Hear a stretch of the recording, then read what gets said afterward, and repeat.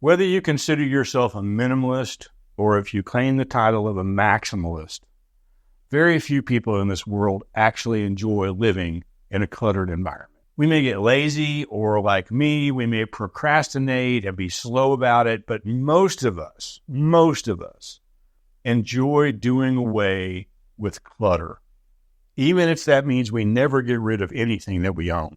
But those that are thinking about becoming more minimalist, maybe not hardcore minimalist of only owning 33 things like some videos that I've looked at, but you're just overwhelmed about where to start. Decluttering is a good first step. Decluttering your home can feel really like a humongous task, but it doesn't have to be. There are many simple, easy ways to make your space tidier without making yourself feel overwhelmed. So today I want us to explore 10 lesser-known strategies that can help you declutter with ease.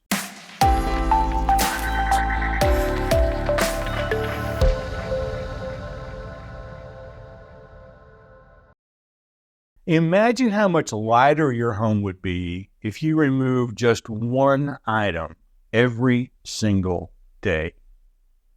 It could be as simple as a broken toy, or an old magazine you're never going to read again, or a plastic bowl in your kitchen cabinet that no longer has a lid, or just a single sock that doesn't have a match. And this method is called the one thing daily rule. By focusing on just one item at a time, you can make decluttering a part of your daily routine without necessarily having to feel stressed. And over time, these small steps, they add up. And you'll notice a big difference in your home. And there is nothing in this rule, of course, that says you can't do two things on any particular day. Have you ever thought about giving away items you no longer need as gifts to other people? The gift box approach involves setting aside a box in your home where you place things you think someone else might enjoy. And once the box is full, or even just halfway full, you can give these items to friends or family, or just donate them to charity if that's what you want to do. This method makes it easier to let go of things. It's really a mind game that you're playing here. And it makes it easier, especially if they were not inexpensive when you bought them, because you're not just going to be throwing them away. You're giving them a new life with someone else, hopefully someone you know and love. Just make sure that they are in excellent condition. And you might consider reaching out to that friend or family member and send them a picture of the item you've set aside and ask if they would like to have it. Don't just shove your clutter onto someone else willy-nilly. They may be trying to get rid of just as much as you are. Instead of focusing on what you don't need, you can start to focus on what you love and use the most. And this method is called reverse decluttering. Start with a category like clothing or maybe kitchens, and pick out all the items that you use all the time. And then look back at what's left and decide if you really need all of those things. This way you keep both the essentials and you keep some non-essentials that you just absolutely love, but you also can free up some space in your home. And it's a win-win even for those that do not want to be minimalists. Sometimes it's hard to decide if you should keep something or if you should let it go. And rather than agonize over the decision, the out of sight, out of mind test might be able to help you. Put these items that you're unsure about in a box and store them away in a closet somewhere for 6 months. And if you haven't needed, or if you haven't thought about them during that time, it's probably a sign that you can let them go. This method gives you time to think and makes that decision easier. Now, you may want to put a reminder on your calendar to go back and look in the box. Otherwise, you might just forget everything altogether and forget that you even have a box. Before buying something new, make a list of 3 similar items you already own. For example, if you're thinking about buying a new kitchen gadget because you think it's going to make your life simpler while you're cooking for your family, list 3 gadgets you already have that could do the same job. This helps you think twice before adding more stuff to your home, and it can prevent clutter from building up in the first place.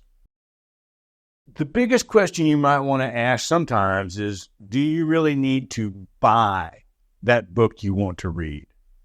Or that tool that you'll only use once, or maybe just once a year?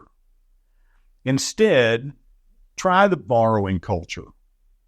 Libraries, we've talked about libraries before in another video. Our downtown library in Chattanooga has a fantastic assortment of things that you can borrow for free. But there are also neighborhood groups that you can join and online platforms that could be great places to borrow items. And this not only reduces clutter, but it also helps to build a sense of community. By sharing, we can all enjoy more without actually having to own more. But this is important. Remember to return it in the same or better condition that you got it. And maybe as equally important is, remember to return it in the first place. Our digital lives can be cluttered too. So start by decluttering old emails, old files on your laptop, and maybe apps on your phone that you no longer use.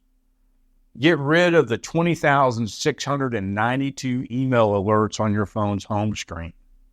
You're never going to read them at this point. Just do it. Pause this video and just do it now. Mark them all as read. Boom. Done. And you will thank you. I promise.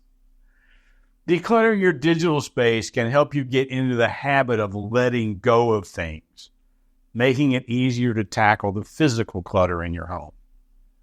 Plus, a tidy digital space often leads to a more organized mind. Instead of keeping all of your belongings out all year, try a seasonal rotation. Now, this is not a new concept for probably any of you, but maybe you're not doing it yet. Just pack away your winter clothes and decorations in the summer, and do the opposite when it gets cold. And when you bring out the next season's items, decide if you still love and use all of them. If not, maybe it's time to let a few of them go. This method keeps your space fresh and highlights what you actually use on a daily basis. And you can buy those slim, clear plastic crates to store under your bed, and that can be a good way to move these items out of your way until you actually need them. But if you have to rent a storage space to do this, you have bigger problems than this method can help you with. Instead of decluttering by category, like I'm going to declutter my clothes or my books, try thinking about specific events or activities that you enjoy doing. For example, consider what you need for a weekend trip, or maybe what you're going to need for a dinner party for 8. This approach gives context to your belongings, and it helps you see what's truly essential for your lifestyle. And then you can declutter accordingly. I've saved the most personal one for last, and that is to identify small areas in your home that tend to gather clutter, like a kitchen counter or a bedside table. Focus on keeping these spots clutter-free rather than tackling entire rooms. This makes the process much more manageable and gives you a quick sense of accomplishment which can help motivate you to keep going. Now, the reason this is a big one for me is I set things down far more often than I put them away. It is a lifetime of habitual procrastination. My dining room table, the bar counter in my kitchen, and this couch in my photography studio are all places that wind up holding things that they shouldn't be holding. And keeping these few places clutter-free actually helps my entire home feel less cluttered. By trying these lesser-known decluttering methods, you can make your home a more peaceful and organized place. Remember, decluttering doesn't have to be done all at once. Just take it one step at a time.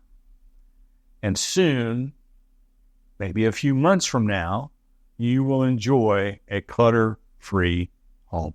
And if you have another method that you like to use, please leave it in the comments for all our viewers to learn from. We're all in this decluttering minimalist process together. And as always, thank you for watching. And we will see you next time.